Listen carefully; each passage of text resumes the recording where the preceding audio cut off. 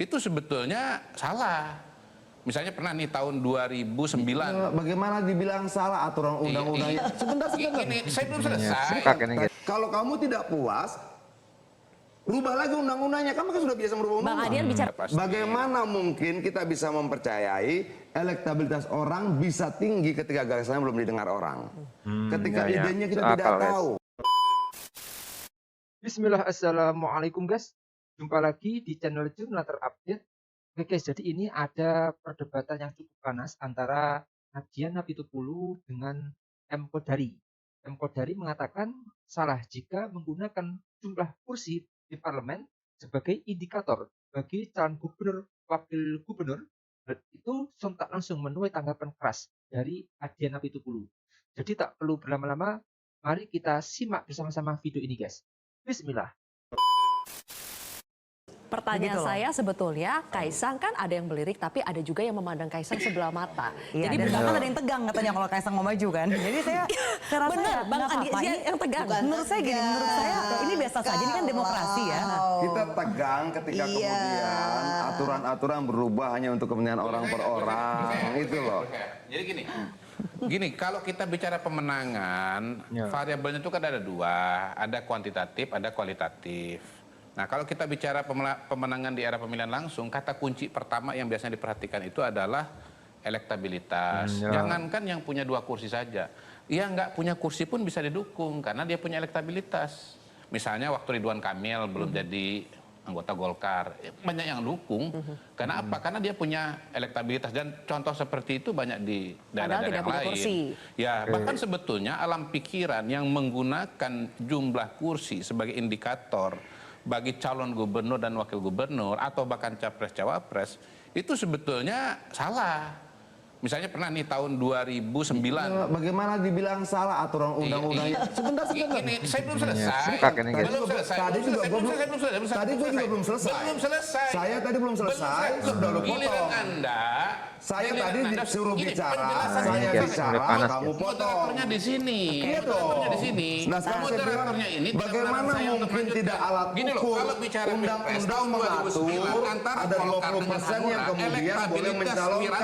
Kalau tidak sampai 20% tidak bisa mencalonkan. Itu alat ukurnya undang-undang jelas gitu loh. Kenapa dibilang lebih tinggi? Kenapa dibilang tidak boleh? Poinnya tidak perlu kursi. Rubah lagi undang-undangnya. Jadi kalau menggunakan nggak bisa dong sebagai indikator itu salah. Kursi bukan indikator. Itu adalah tanda-tanda kekalahan. Kursi bukan indikator, Bang Adian. Sekarang giliran Anda bicara. Begini loh, sudah jelas undang-undang dan peraturan mengatur bahwa untuk bisa mencalonkan itu harus memiliki 20% kursi DPR atau 25% suara yang memiliki kursi di DPR.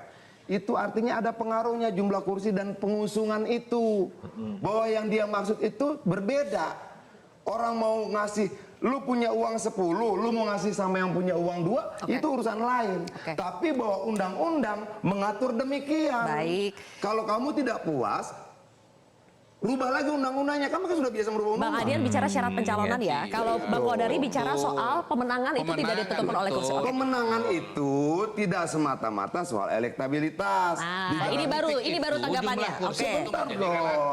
Di dalamnya juga ada mesin partai, tapi di dalamnya juga ada program, ada gagasan dan sebagainya. Pasti. Gitu. Nah, sudah pasti. Sebentar dulu dong. Sudah pasti. Bagaimana mungkin kita bisa mempercayai elektabilitas orang bisa tinggi ketika gagasannya belum didengar orang? Ketika idenya kita tidak tahu. Lalu dari mana elektabilitas itu? Tapi sudahlah, ada metodologi survei, kita percaya saja. Begitu loh. Tapi sekali lagi saya ingin tekankan bahwa bagaimanapun juga kami PDI Perjuangan akan menghargai pilihan rakyat yang mempercayai kami 33 kursi Jawa Tengah. Baik. Dengan demikian, kemudian kita akan lebih mempercayai kemampuan kader kita. Kami partai politik, kami lakukan kaderisasi, kami lakukan penempaan, kami melakukan pengujian, kami berproses segala macam. Lalu ngapain kaderisasi partai ketika kita harus tidak percaya pada kemampuan kader kita sendiri gitu. Baik, cukup ya kita bahas poin ini. Rasanya sepertinya sudah clear sebetulnya. Biar maju pembahasannya. Mas Kodari, saya ingin tanya begini deh. Sekarang di Jawa Tengah kita tahu itu adalah kandangnya banteng.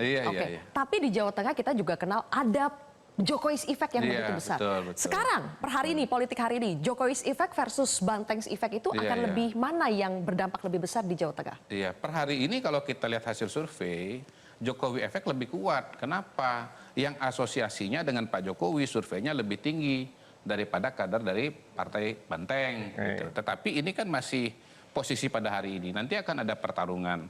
Kalau kita menggunakan referensi di masa lalu, walaupun tidak persis, tetapi bisa diperbandingkan, ternyata Jokowi efek lebih kuat. Karena apa? Karena 02 Prabowo dan Gibran menang dibandingkan dengan calonnya dari Partai PD Perjuangan. Sudah ada pengalaman di Pilpres bagaimana kandang Banteng pun ternyata Pak Prabowo lebih menang di situ. Nah, sementara PKB ternyata di Pilkada Jawa Tengah rencananya akan memajukan calonnya sendiri. Gus Yusuf ya, boleh kita tampilkan artikel yang mengatakan bahwa PKB tidak tertarik mengusung Kaisang di Jawa Tengah tapi akan memajukan Gus Yusuf di situ.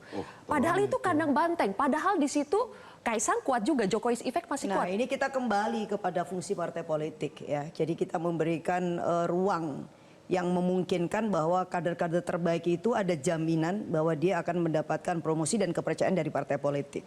Yang kedua, kemudian ini akan menjadi kerja-kerja yang sangat terukur. Sosok seperti apa yang kemudian dia pantas untuk mengambil sebuah kepemimpinan di suatu daerah. Jadi kayak Gus Yusuf ini kan beliau bukan kader karbitan.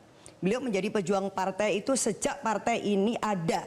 Dia menjadi bagian dari kekuatan yang berada di belakangnya Gus Dur. Dan kemudian menjadi kekuatan utama kita bersama dengan Gus Muhaimin di Jawa Tengah.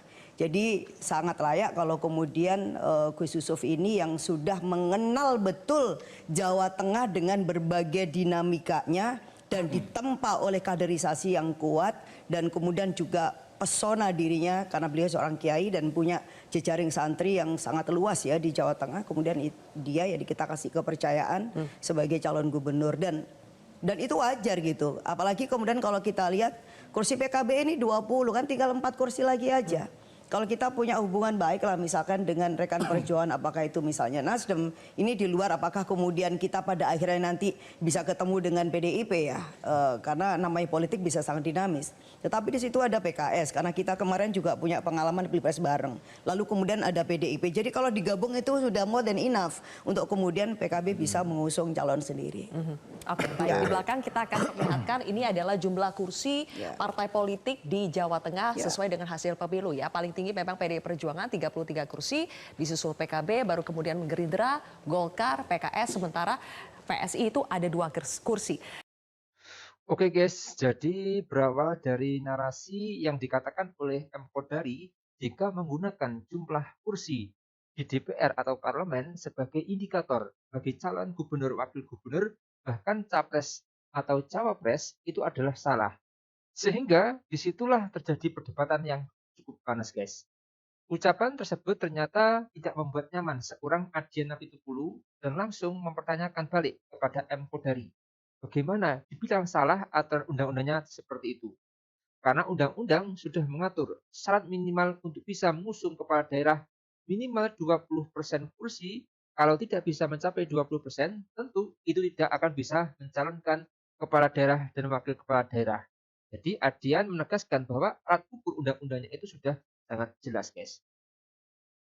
Lalu yang paling menohok saat Adian mengatakan bahwa kalau tidak puas dengan undang-undang aturan 20% kursi syarat minimal pencalonan, Adian lantas meminta Kodari untuk merubah undang-undang tersebut. Karena Adian menjudge bahwa pihak Kodari lah yang sudah biasa merubah undang-undang guys.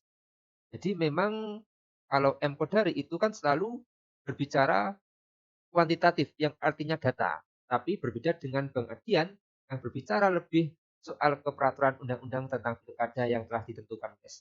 Mungkin itu yang bisa saya uraikan untuk video kali ini. Bagaimana menurut kalian soal video ini? Tulis komentarnya di bawah ini ya guys ya. Saya izin pamit dulu.